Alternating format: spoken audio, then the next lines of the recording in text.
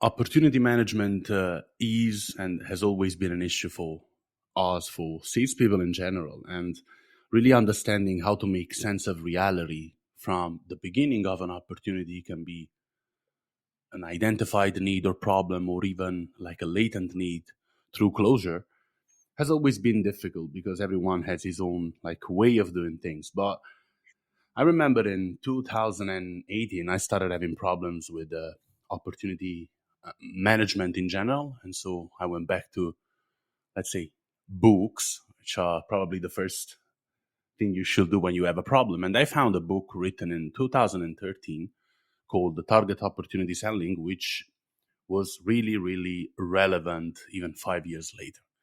Now I had I reread the book after pandemic, probably 2023, end of 2023, and I found the book still relevant. So I decided to get in touch with the author of the book, Nicholas Reed, to really understand the first thing why his book is still relevant, and the second one is to kind of dive deep into it and find a kind of things that can be added in target opportunity selling. So we kind of write together a target opportunity selling 2.0. So after this introduction, I'm happy to welcome on the show Nicholas Reed. Hi, Nicholas. Hey, good to be here. Good to be here with your audience as well. Thank you so much for joining the podcast. I've been an avid reader of your books. We had already a chat to understand a little bit what you're doing, what you do for the world of selling, and really to try to not only deep, dive deep into your books, but also to understand the basis of your approach. Because I read all your books, and I think that despite being written, I don't know, the youngest one like 5 6 years ago, they're still relevant nowadays. So probably some of the people in the audience are not familiar with you. So if you're willing to share, like, a little bit about you, about your experience, about what led you to sales enablement and, let's say, sales training in general. For sure. I got involved in the software sales business when I was with SaaS, going back a while now, when SaaS was, one of the emerging brands, competing against SAP, and back in those days, brands that aren't even around today, like Hyperion and others, and it was fascinating. They gave me the territory of all of Europe, Africa, and Middle East, and that was an interesting time because it was just when Europe was reunifying, and we had to create a company culture. We had to create a common sales process. We had to support sales into the Russian Federation as it was then. Wheeling wheelbarrows of cash in for deals. It was a crazy Wild West time, and from being involved in selling data mining and data warehousing back in those days, and SaaS is still at the forefront of business analytics now, especially moving into the whole AI space, and looks like considering an IPO this year, which should be amazing. I then moved into a world of consulting around the software sale. And that led me into companies like Siebel back when CRM was brand new, and Salesforce. And working then with Hewlett Packard in China, where I relocated to live there because they were opening the borders to Western investment, and everybody wanted to get a license to trade in China, and all the state-owned enterprises. These were the traditional, government-run businesses of China. They found themselves completely outgunned. Because you had all these Western companies coming in with modern sales process. They knew how to do customer service, and in China, up until that time, they didn't have to sell, and they didn't have to provide customer service because they had what was called a planned economy, where every year the government told people, you're going to buy so many things from this company, and they're going to buy so many things from you. And it was all planned. It was all orchestrated, how the money would move around the system. And in that time, that all changed. So, I've been at the forefront of globalization, whether it was the globalization in Europe or whether it was globalization in hitting Asia, and just seeing how it is that buyers buy when things are changing, and when you've got a lot of ambiguity and fast-paced change in the marketplace, and also then seeing how do sales teams adapt so that they can sell and still hit their number, particularly when the economy is in free fall and people are tightening their budgets and trying to do more with their tech stack instead of buying a lot of different things from a lot of different vendors. That's kind of where we are sort of today. We can get into that a little bit later, but my background has been on that. And as a salesperson, and then as a sales manager, and as a sales trainer and consultant, I'll tell you what really frustrated me. I'd go out to the bookstores like you did, and I'd look for, where's all the secrets? What does a large enterprise sale look like from start to end? How is that mapped out? How do I find, people that can influence the sale when the decision makers seem to already have their minds made up that they're going to buy from their favorite vendor? Not me. I'm a newcomer. I'm on the outside trying to get in. How do I do that? Or they just wanted to buy from the cheapest, and it became a price war in a race to the bottom. I didn't want to play that game. So I'd go out looking for where's all the information. And there was nothing. There was a few anecdotal books, selling to the very important top officer or, whatever. But there wasn't really anything empirical. A lot of those books and magazine articles were from some gung-ho, usually American sales manager who was writing their ideas and saying, here's how I did it in the 70s, and it worked for me, and it'll work for you. And I'm like, are you kidding? It's the 90s. It's the 2000s. What are you smoking? Just stop it. It doesn't work. So, I thought the only way to fix this is to do some fresh research. So fortunately, Hewlett Packard again, had just got off the back of doing a major research study with the University of North Carolina. That was mostly for America. They wanted to know how do executives buy so their enterprise salespeople could sell their hardware and software more effectively. So I expanded that to a global study. And by the time we were done some years later, we'd mapped about 2,500 companies by going to all of the senior C-suite executive level buyers. And while doing that, we're also asking them, who are the salespeople from companies that you really rate, the guys who really stand out? And I got to interview hundreds and hundreds and hundreds of them as well, and put all of those two data sets together, how executives buy and how the top 5% of sellers in that space sell. And that gave me a research-based format for writing 2 books, Selling to the C-Suite on how to sell to the very top, based on the executives telling us how it's done, and Target Opportunity Selling on how to manage the complex software sale and other sales based on what the top sellers do. And that's how I came to create the books and the training, and consulting that's gone with that, which has occupied my life now since the first book came out, for the last 15 years or so. So there's certainly no end of demand for getting these secrets. And really, I don't think they're secrets. It's just that they're not really taught in many places because there are too many gung-ho sales managers that try and take over the sale and show reps how to sell the old way, and it doesn't work anymore. Thank you for this answer. And I just have a personal question. Did you ever realize that you wrote 2 of the, especially I think Target Opportunity Selling in 2013 was one of the first books about making sense of reality? Like now everyone is thinking about sense making in sales. Like you got to understand what you're doing. You got to be able to read the context. And your book was one of the first in moving away from the tactics. Okay, we had 2, let's say, big buckets. We had I would like to say 3 big buckets. Like the first one is motivation and so on. The second one was purely sales tactics, and the other one was methodologies. But that was a big hole in terms of making sense of reality. When you were writing both books, did you realize you were like kind of helping the sales publishing world to fill that gap, or did it come naturally? I wrote what I knew. I couldn't do anything else, and I wrote what the data said other people knew.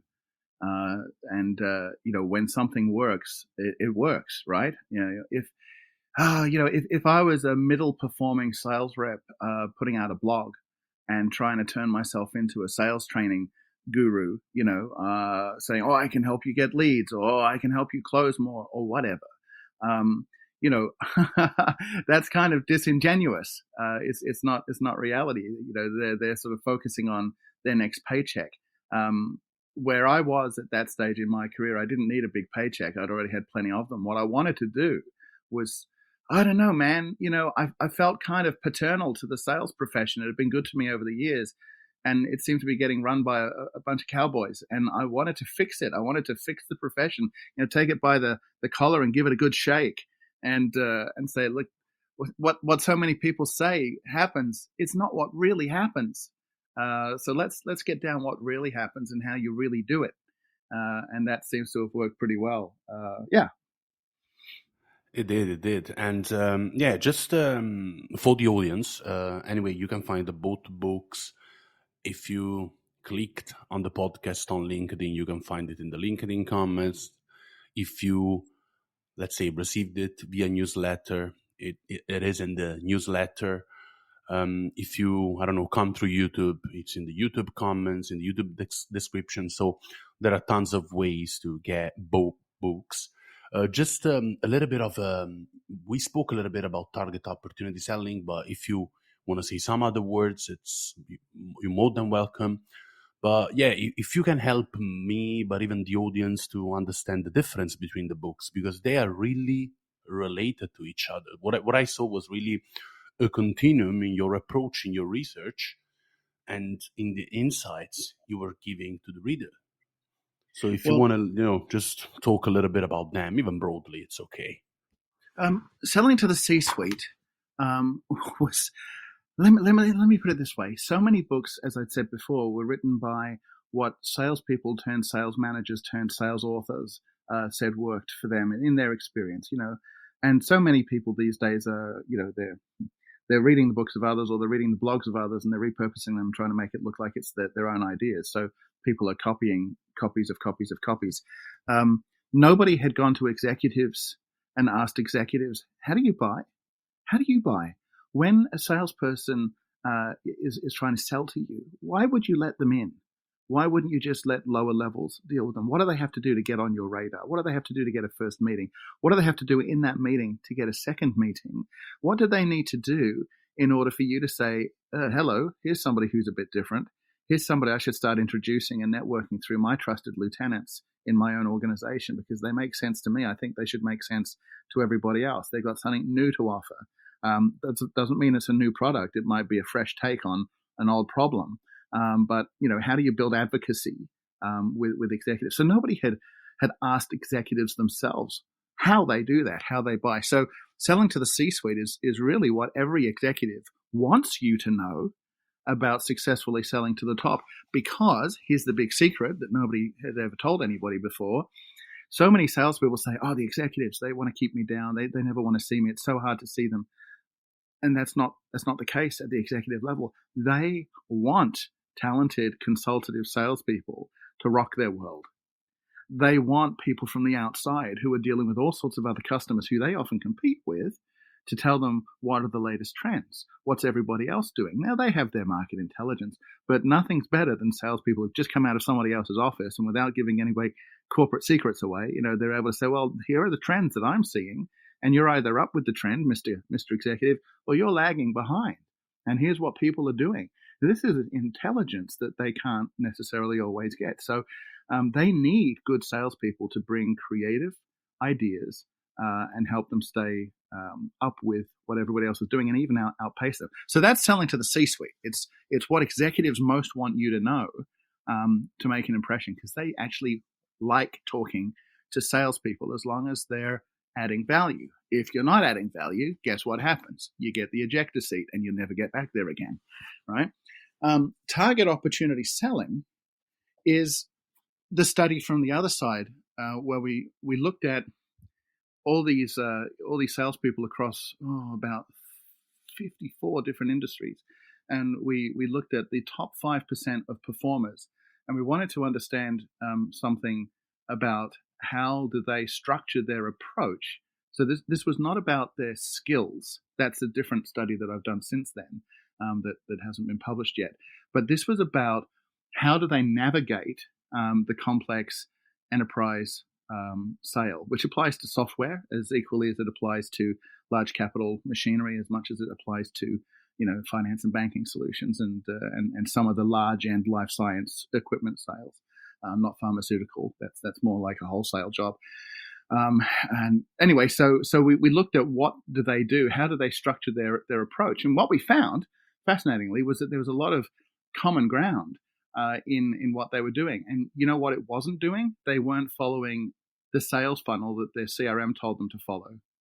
And that might sound odd, but the sales funnel is a linear funnel. It has a start and it has an end.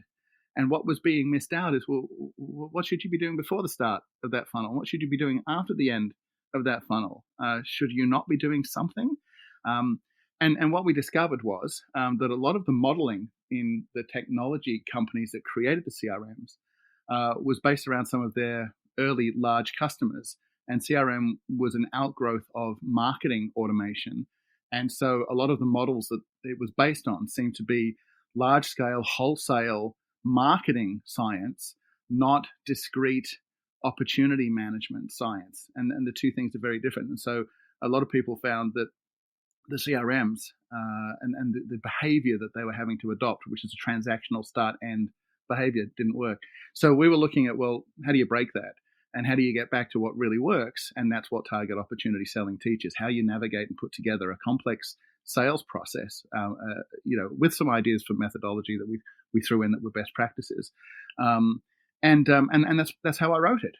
So it's actually what people are really doing and what really works. And I think, as you said at the start, it still is relevant today because it is based on timeless values, I guess, and timeless process that really doesn't change while we still have people buying from people and people selling to people. Now, as industries begin to change in the next few years, we may see that there are AI bots selling to AI negotiating bots, AI buyers selling to AI sellers. And all the hard work that we've done to make selling a value-based approach will just quickly go back to being transactional. And if companies are selling transactional products and they're not offering services or expertise that differentiates from that, then that whole industry is likely to slide straight into the AI stack, and selling and buying will be taken over by that. I've got no doubt. And all that negotiation will just be done, in a nanosecond, and contracts will get awarded based on, tender platforms that will manage that. But in the industries where value has to be exchanged, that's still very much going to be people to people. Absolutely. And thank you for this answer. And I just want to go, a little bit deep into target opportunity selling, because we talked about what I loved the most about the book, what I learned from the book, but there are a few chapters that I really loved, and honestly, my favorite one, it's Find the Influencers, because it's where all the sense making is kind of proved in the book by itself. And basically, just for the audience, in this chapter, Nick elaborates a step-by-step approach to find the stakeholders who can really influence a sale. And he differentiates mainly from formal and informal influence by making it situational. So meaning that even if a few company officers are always in the mix, there are other, let's say, ancillary people who get involved time by time to shape an outcome of a certain project. So what I really loved was really, the EDA, evaluator, decision makers, and approver model. And the reason why I loved it is because in a time where all the methodologies were complicating the kind of find the influencer or find the stakeholder approach, you kind of really put together a simple but effective way to find them. You're basically telling us there are only three, let's say, groups of people, evaluators, the decision makers, and approvals, and here what you have to do. So, can you just please tell us a little bit more about this chapter? How did you get to write it? What are the main ideas of it? And because then I have another question specifically on this chapter. Well, if you ask most salespeople how do you map who you're selling to, you'll invariably end up with an organization chart. It's a hierarchical chart, yes? And at the bottom, you've got all the technical people, all the operational people. Then you've got middle management above them, and then you've got the executives at the top. For some people, rarely, if ever, contacted. Most of the action seems to be in either the procurement department or the technical department that's put the brief together and is going to market for a solution, right? And you might get some interaction with business users at the mid-management level. That's where you should be going. But usually people have a hierarchical chart, and that chart is like an account plan map of who are the people that occupy certain roles in the organization. So that's fine if you're doing account management and you're trying to cover the bases and make sure you've got loyalty from all the key people that influence the account relationship.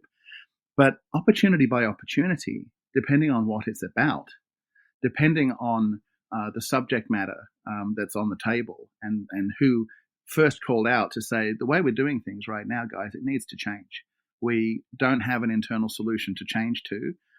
We've already maxed out the technology that we've already purchased, but we're falling behind. So we need to go to market to find out what's the latest, not just upgrades from our current supplier, but what does the market truly offer now that's new. Let's go find out. And so they'll go out there. Now, who was that person? Because that might not be the procurement department that puts out the tender. Somebody in the organization had a pain that they were saying, enough's enough. We can't continue going forward with old systems or old approaches. We must do something different.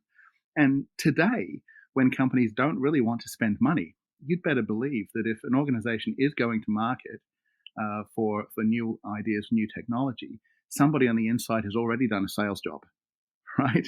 To get the budget approved, to get a team of people to spend time drawing up criteria for evaluations, drawing up,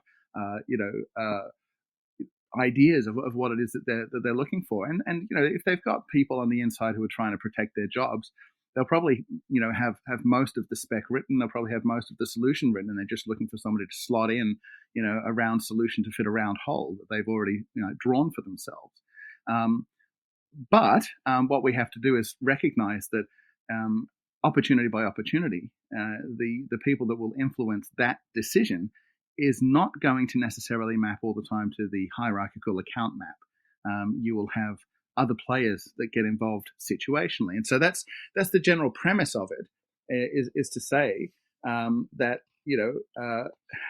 you really need to find the actors who matter the most to the decision, and so usually they have skin in the game. They are actually hurting their KPIs. And the way that they're rewarded or the way that they have their job security is being negatively impacted by continuing to do things the way that they're doing them. They've looked for internal solutions. They've asked internal departments to fix things, to make things go faster, better, cheaper. They haven't had any success with that. And so they've now, gone to lots of lunches and lots of martinis in the evening, convincing the powers that be within the organization, we got to do something about this. Let's at least go and have a look at creating a short list of potential suppliers. And everybody will say, oh, but we buy from this company X. That's fine, but they're asleep at the wheel. If company X was really supporting us, we'd already, have solutions being provided by them, but we're still not. So we have to go and look at company Y. And we don't know who they are yet, but let's go find them. So somebody's done that internal sales job because they've got skin in the game and they don't want to be left looking foolish or not hitting their numbers or however they're being measured. So they're advocating for change.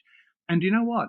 They might not be part of the formal evaluation or decision-making process because that might go to a technical department or a finance department or a procurement department. But you can bet your bottom dollar that they're going to be involved on the outskirts of that decision, making sure that whatever the solution is finally going to be and whoever the company is going to buy from, that it is going to solve their problem. And at some point, they will want to be invited in for the presentations. So the most successful salespeople, they start asking those questions early. How did this deal start? What was the first? Who was the first person that started shouting out about this to say that there has to be change, and why? Because some people will want to take credit for it, and it's not necessarily them. So they ask lots and lots of questions to get down to where did the pain first begin, and who shouted loudest to make change. And it's their opinions. Their opinions can change the decision criteria, right? So they might publish a list of formal decision criteria, and all the vendors are, putting in their proposals to bid for that. But if you can reach this person and talk sense to them and show them that some of the criteria, they're valid, but they're also dated. Maybe there's an even better, more streamlined, better, lower cost, faster output way of doing it. For example, you might have somebody who's looking for an AI solution, and they're looking at OpenAI and a few others. And then an enterprising sales rep from DeepSeek, goes along and sort of finds that speed is important, and cost is important, and so they go to the person that most wants speed, and they're saying, well, why isn't DeepSeek being considered in this? Because we put out the tender 2 weeks ago, and DeepSeek's only just exploded on the landscape. Well, shouldn't we include them now? Because the DeepSeek guy's been talking to me, and what they're saying is quite impressive. So it's kind of like that. It's being somewhat disruptive. It's not playing necessarily by the rules, but it's making sure that you're finding the people that really, really sort of own the outcome, because their influence can be very high, because ultimately they're the internal customer everybody else has to please. And I think that's a key point to remember. And thank you for this answer. And I think you touched on on my favorite, let's say, insight of that chapter. By that time, so 2013, there was a lot of confusion about the stakeholders who can influence a new business deal. Sure. As you said, there was a lot of confusion between the stakeholder who can influence an account management mapping, whatever it is, and a new opportunity sale, which maybe on some situation might be the same thing, but basically we were confusing customer success job with sales job in terms of identifying the people. And Absolutely. we were overcomplicating things, trying to find a lot of stakeholders based on flawed methodologies that we didn't need at all. And these approaches, at least in my experience, were slowing down my, let's say, opportunity execution. Yes, so because there's too many people to sell to. Yeah, there's too many, and you are, well, who's the economic buyer? Who's the technical buyer? Who's all of these types of things. We were believing there was like an army of people, and then while indeed they could really be summarized in three main groups, and that was really like a revealing moment for me, Yeah, Nick. and that's the EDA model. So we'll start talking about the evaluators. This is about compliance, all right? This might be about regulatory compliance, or it might simply just be about making a safe decision. Somebody in the organization will be having specialist knowledge to make sure that the solution that's being purchased is technically compliant with their existing infrastructure and future-proofed. And if it's in the UK, is it compliant with data regulations? And if it's in America, is it compliant with their data regulations? So somebody is going to be an evaluator based on technical regulatory compliance. Somebody else might be an evaluator based on, depending on how complex the deal is, on the finance side of things. If the vendor has offered to buy all of their existing, say, hardware, at a discounted rate or something, and take that off the cost of installing new stuff, and then they'll dispose of it somehow, so we'll buy your stuff and put new stuff in. So is that, somebody's going to evaluate, well, is this at prevailing market rates? Does it look like it's right? And then somebody else is going to be looking at business continuity. So as all of this is happening, how are we going to phase this? We need a project plan for whoever we buy from, for sort of changing from the old to moving into the new. So there will be evaluators with specific areas of evaluation to make sure that from a compliance and a business continuity and a risk management perspective, that not just the purchase, but the implementation from the vendor is going to meet their needs. And that's your opportunity as a seller to add ideas and case studies and use cases to say, well, here's how we make that easy, and here's how we would actually do it for you, and we would recommend some things maybe differently to what you're suggesting, and here's why. So you can add some value. You get credibility from that. So there are evaluators. Now they can look at all the different vendors who are lined up bidding for the job, right? They can say no if you're not compliant to their needs, but they can't say yes, we're going to buy from you. All they can do is say, here's your short list. Based on the 10 who we've looked at, there are 5 who get through that first filter, and if you bought from any of them, as far as we're concerned, they would do the job right. They meet our criteria that we're evaluating. But they can't say, let's buy from these guys. That has to go to the next person up, which is the D for decision maker. And usually, while a lot of salespeople say, oh, there's lots of different people that are the decision makers. Well, no, not really. Not really. There might be lots of people whose departments get involved, and they say, yeah, we'll sort of sign off on it. Yeah, we look forward to this solution, or no, we prefer a different vendor. But there's only one person in the organization that ultimately makes the decision of committing their capital and has the authority to commit to say, we're buying from this supplier. And so you need to find who is that decision maker. And you're really looking for, do they know us, right? It's not a question of do you know them. It's a question of do they know you? Have you built some credibility with them? And so that's an important thing. And then usually that's where some decisions will end with the decision maker. If they have the authority, if they have the budget, and they can proceed, the decision will usually go no higher than them, unless the budget is going to blow out beyond their ability to spend, or the project is going to be more complex than what they have the original sign off for, in which case they may need to go up to an approver, which is the A in the EDA model. And the approver has the right of either rubber stamping the decision of the decision maker and saying, yep, that looks good to me. And this sometimes happens when somebody is young in their career and they're newly into management, and the organization just wants somebody else to look over the decisions until they sort of say, yeah, we don't need to do that anymore. They're making decisions that are consistent with our values and with our investment policies. But when they're first in those roles, they'll usually be an approver that helicopters, around in that deal. You also see an approver get involved when the decision maker is near the end of their tenure, and they want to make sure that they're not going to commit the company long term to solutions that might not be right. So they just provide that probity and that oversight. So an approver will do that. Now an approver can, however, completely change the rules on everybody. So it's always a good idea to find out after the decision's made, does it need to go to another panel, another committee, a head office, a parent company, a private equity firm, venture capitalist backers? Who's actually going to end up signing off on this? And they might say, no, it's just the decision maker. It doesn't go any higher. Fine. But if you hear that there's other people, you need to get in front of those people, right? So that's all that it comes down to. And so that's the formal hierarchy of the decision evaluators, decision makers, and approvers. But all around that, you have the other people that we talked about before, who may be the ones who originally said, we need to do something about this.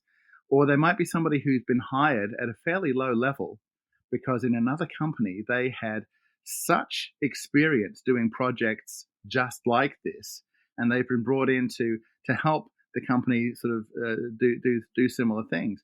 And they might not even live in the department that you're selling to. There might be somebody in a special projects department off to the side, but they're always going to be brought in because they've done projects just like this in the past, and or they've got a special mandate from the boss to look into all the decisions and make sure that it's not being wasteful.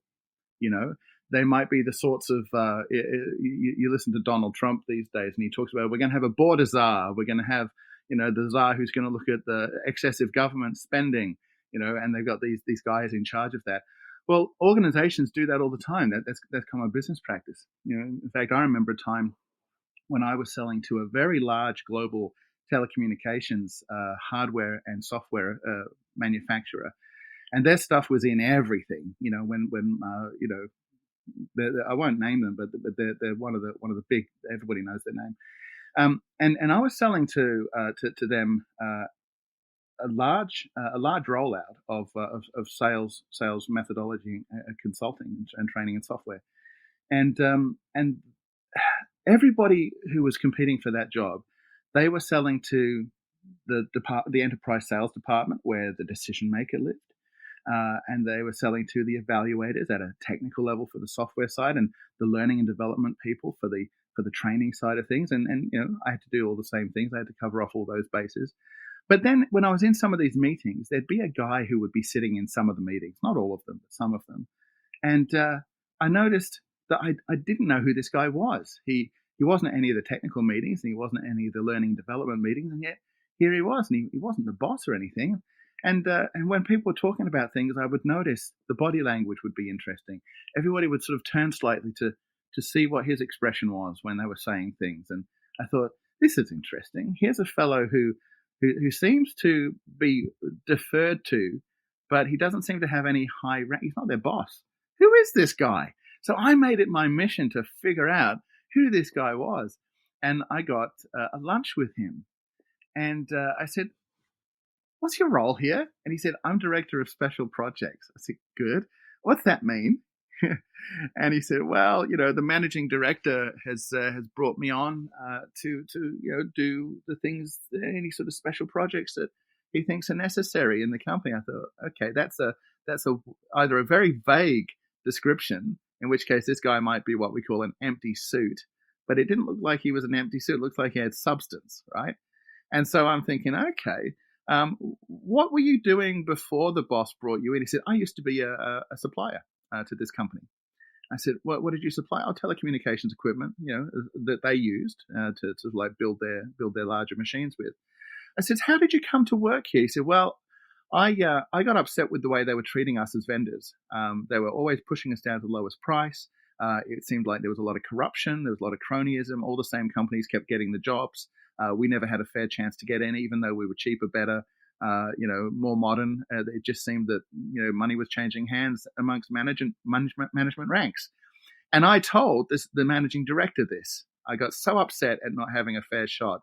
I wrote a memo, and then I get a phone call from his assistant. He said that said the boss wants to see you 8:00 Monday morning. Be there. And he said, oh no, it's all over. I'm being pulled in. I've been too bold, And he sat down on that Monday morning with the boss, and he said, "Is everything you've written in this memo true?" He said, "Yeah, you've got a lot of corruption, and you're not getting the best value out of your existing vendors, and nobody's letting you talk to any new ones, and it's causing you guys to lose your competitive advantage in the marketplace." And the boss said, nodding slowly, "I've suspected some of this, but the people who report to me are so concerned about putting on the best image to cover their own butts, and nobody's actually telling me the truth inside my own organization. So how about I give you a job to come in here for 2 years, and you can be in charge. We'll call it special projects, but really your job is to get rid of all the corruption and make sure that the buying processes are absolutely legitimate. And while we're doing that, your own organization can feel free to bid for things, and you can decide if they're the right ones to get the jobs." And he said, well, that would be a conflict of interest. So he recused himself on that because this guy had values, right? And so he was involved in every major purchase. And everybody was looking at him, to make sure that he was okay with the process. He wasn't really part of the organization's formal hierarchy, but I made sure that he understood the value that I was offering. And he said, what you're offering is what I wanted to offer. So when the formal decision was made for that job, the formal decision makers awarded it to my competitor. And then it went up for approval. And then that's where this guy shot it down, changed the decision criteria, which all had to be reweighted and reassigned, which eventually brought my bid out on top. And that's just a small story to indicate that if you're only selling to the people in the formal decision hierarchy, you could be missing out on the most important people that can turn the sale around for you. And that's the whole point of this Find the Influencers chapter in the book Target Opportunity Selling. And thank you for the story. I loved it, and it kind of links to my next question, because what I'm noticing, and I'm happy if you shared your experience as a, as a consultant. What I'm noticing in the software space is that mainly after the pandemic, stakeholders are even more difficult to be identified. We don't know, it can be a negotiation strategy. Maybe they keep the decision makers hidden, or because solutions are so new that companies don't even know how to buy them. So my questions are: the first one is the one I asked before, if you see the same changes, and the second one is, based on the framework that you just shared, the EDA, if there is someone else you would like nowadays to add on the book, and in the book, in the chapter, to make it more relevant to these reality. It's a great question, and I think that if we focus on the evaluator, the decision maker, and the approver, what we might want to do, and including that there are influences there as well, it might be helpful to expand our idea of who the approvers could be. And the approvers could be, in the partner community, anybody that's in the value chain ecosystem that's going to be impacted upstream, sideways, or downstream for whatever happens with the new solution that's being put in place. I think that we're finding that organizations are more sort of ecosystem focused now, and you might also find some of the approvers may be people who represent the largest customers and the largest suppliers of some organizations now, because any change in that ecosystem is going to impact people's supply or people's receipt side. So they all have a vested interest now. I mean, there's some interesting things going on in the market right now. A lot of the free money is gone. The cost to borrow money has gone up. It's increasing, year on year. And so businesses are cutting costs to protect cash. And they don't want to be on the hook for ridiculous interest rates, nor do they want to be on the hook for excessive, wasteful spending. So, where we went through a phase where it was growth at all costs, and a lot of companies were just splashing money around, acquiring, other companies and bolting on together and becoming bigger and bigger. Now Wall Street's asking companies to be more profitable, and so that's changed the equation. So the knife has finally started cutting, the other way now. So any sort of software as a service companies. Everybody's like tightening the purse strings to be profitable, and the companies that you sell to, they're just not buying unlimited software anymore. They're consolidating their tech stacks for more favorable contracts from fewer vendors, and so those vendors need to understand that these ecosystems that they're now selling into are often cost sharing, resource sharing. They're trying to cut costs any way they can by saying, we don't all need different data centers. We don't all need different ID departments. Could we sort of group together and consolidate our resources a little bit? And so you're seeing in some places true partnerships happening where there's a lot of resource sharing going on across corporate lines, and they have to for financial survival. And there may be acquisitions that happen as a result of that. It'd be like supply chain or economy of scale acquisitions down the line. We'll have to see what happens, but for people selling into that environment, your targets that you need to be influencing and selling to might not necessarily be those that carry the business card that has the logo of the company you think you're selling to.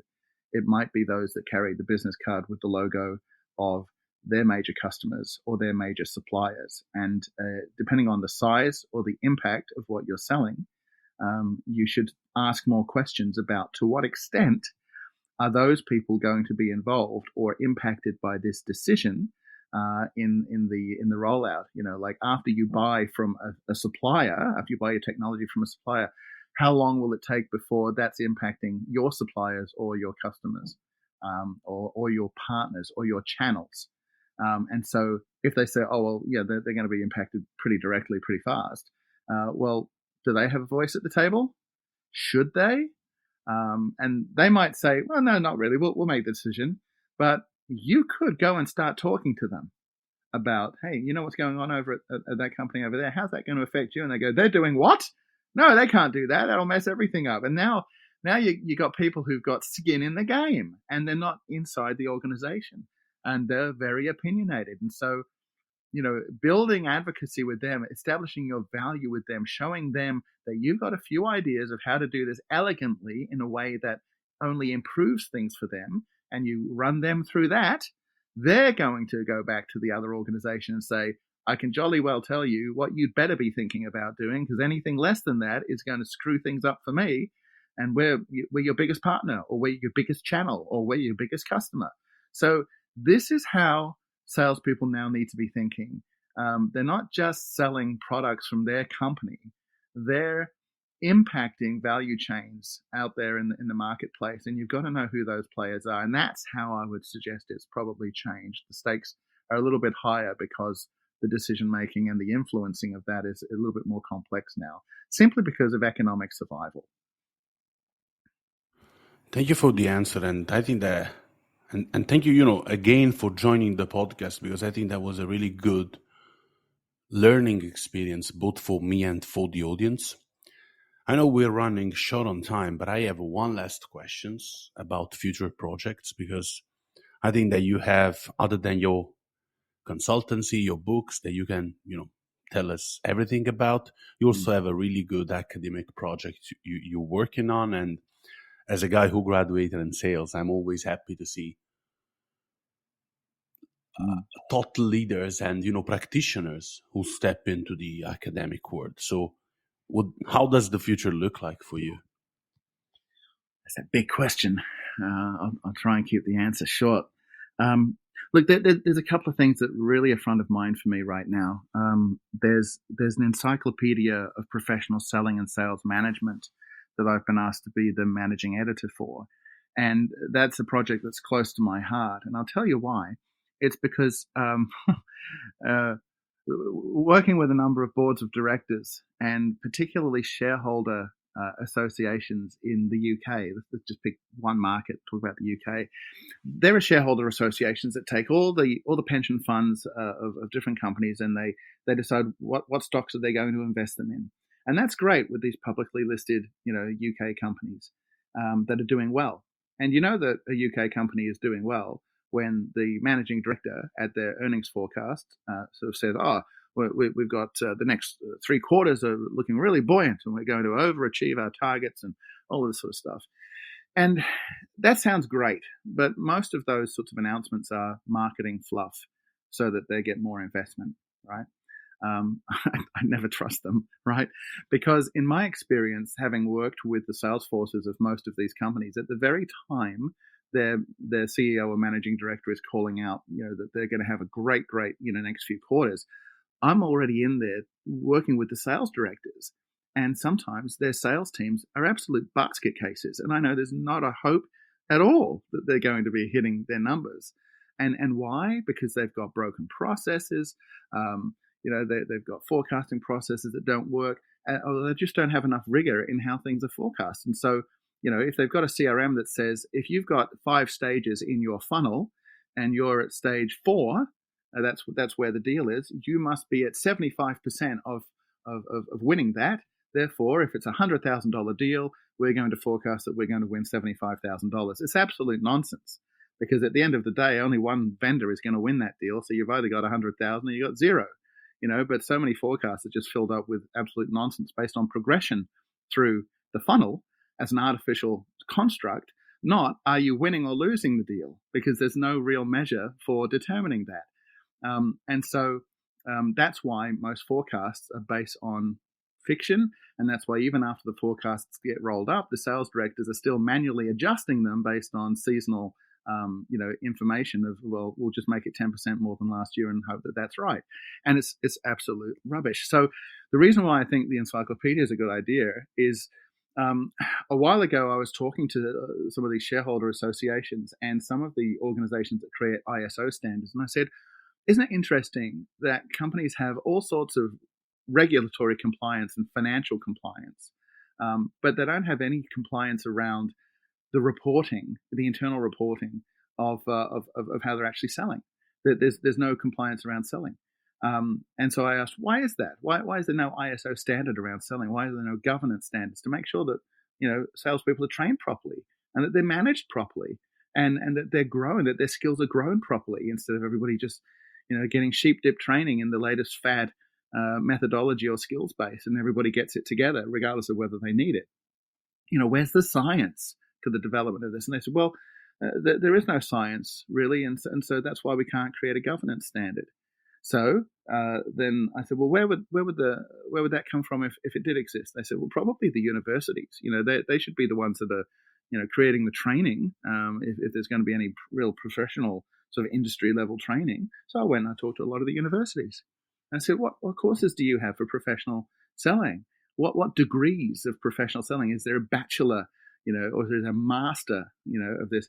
Oh, no, not really. Most of us, we have minors. They can take an elective course as part of their marketing or economics training, but we don't have any sort of real qualification. And so, selling, all of us who work in sales every day, all of us that put on our white frocks and our pants, or we put on our white shirts and our ties, and we go out there carrying our briefcases or our laptops or, however we do it. We're professional, man. We've got an office environment. We've got compliance issues. We've got technology issues. We're balancing all of that with internal politics. We're balancing all of that with our territory management, with our cost management, and we're managing all the relationships with our customers. There's a whole process and a whole culture around that. There's meetings with customer. There's all the internal meetings. Yeah, it's a real profession. But unlike a lawyer, or unlike a surgeon, or unlike an engineer, we don't have professional training. That sounds ridiculous to me. So when I talk to the universities, why is that? They say, oh, there's no textbooks that are agreed worldwide as being the standard for professional business-to-business selling. Therefore, we can't create professional courses because it's not a profession, it's a trade. It's something that people pick up, as they have a go at it. Which is why we see so many people going from customer service jobs, and the boss says, "You're pretty good with people. Maybe we should put you in sales," regardless of whether they've actually got the real skill for selling or not. And I've met many people who won't go in for the killer blow. They won't go in for the close because they're waiting for the customer to give them the business as a reward for being so nice to them. And if they're not given the business, they think, oh, well, maybe somebody else did a better job, and well, they probably deserve it. And I'm like, are you kidding me? As a salesperson, it's your job to pull every dollar off the market. You're letting your competitors walk away with it because you don't want to close. No, right? So it's just a mess out there. The universities can't agree what selling looks like. Most of them are academics and not practitioners. They've never done it themselves, and all the standards and compliance people and governance people, they don't know it either. So I thought, long story short, if there's an opportunity to create an encyclopedia that breaks the sales process down stage by stage and then talks about how is it done today in the 21st century, and what are the processes, and what's best practice look like, and what are the methods, and what are the skills, and how is sales management really done. If there could be a definitive text on that, then we might get some traction on selling actually starting to be seen as a real proper white collar profession that's worthy of real qualifications at a tertiary level. That's also worthy of real compliance issues, and that would then echo all the way up Wall Street, so that CEOs, when they're doing their earnings forecast calls, will absolutely know that the numbers that they're quoting are absolutely guaranteed to be correct, because the sales organization is being run, with proper process instead of best guess and best intentions, which often the case is how it's still done. And I think that's got to change. Because, and final point here, if it doesn't change, and if the people who are doing selling don't lift their game and show that people make the difference and that people can be accurate, then the CFOs of the world will say people are inaccurate, therefore let's turn it all over to bots and take the guesswork out of things.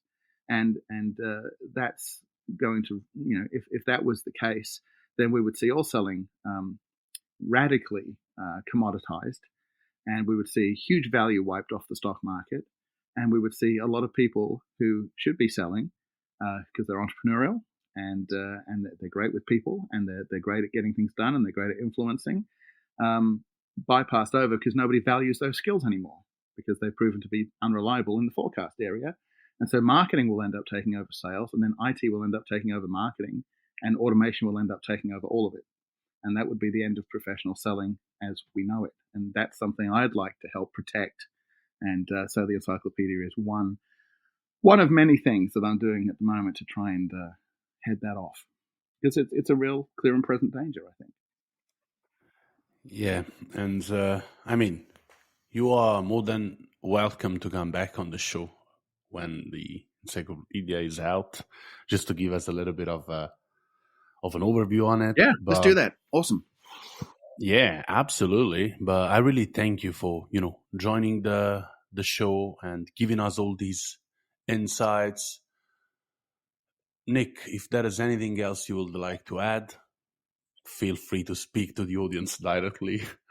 And like even a motivational thing or whatever. Otherwise, I think we can say goodbye. Well, I'll just leave it with this. If you've chosen sales as a profession, you have somehow stumbled in to the best profession in the world. It truly is. If people look at you and say, oh, what do you do? And you say, oh, I'm a salesperson, they sort of go, oh dear, I'm sorry to hear that. That's somehow, the impression people have. When I first got a sales job when I was straight out of school, I knew that my mother would hate the idea of me being a salesperson, because she thought they were the pits, the absolute worst, And so I didn't have the heart to tell her that I'd become a salesperson. But I did have to tell her that I got a job. And so when I came home and she said, what job have you got? I didn't want to tell her a salesperson, So I told her something that I thought would be better, that she could swallow easier. And I told her I'd become a piano player in a brothel. That was, I thought she'd probably swallow that better. And it turned out she thought, oh, well, at least you're not a salesperson. But, selling's come a long way in a short time. And in a sales role, guess what? You get to be a psychologist a lot of the time. In a sales role, you get to be a counselor. In a sales role, you get to be a surgeon. In a sales role, you get to be an accountant. In a sales role, you get to be an engineer. In a sales role, you get to be an entrepreneur. In a sales role, you get to be all these things, as well as a consultant. And it's all of these roles rolled up in one. If I hadn't done selling as a career, I wouldn't have had, a tenth of the life experience that I've had, and I wouldn't have had, probably 3/4 of the revenue that I've, put into the bank account over the years. It truly is the last best place for you to have freedom, for you to make money, and for you to learn all the basic skills that you need to excel in any role that you get. Whether you get promoted inside the company, whether you get moved sideways in the company, whether you join another company, or whether you decide to bootstrap a startup or go off and do something else on your own. The entrepreneurial communication, just the thinking skills, the strategy skills, the street fighting, adaptive skills that you learn to sell on the fly, as well as selling by process and methodology for structure. All of this stuff comes together to make you an absolutely unstoppable force. So what I would say is, if you're not sure if sales is for you, give it a go, milk it for all that it's worth, get all of that great experience, and then go do whatever your heart tells you to do. But if you've done selling properly, you'll fall in love with it like I did, and you'll never want to do anything else or stray very far from the trunk of that tree, because it's the best profession in the world. And I just wish all of you guys the best success in pulling it together in this next period of time, which is going to be tumultuous. But those who keep their heads and know what they're doing and are master the profession will always come out on top. Thank you so much, Nick.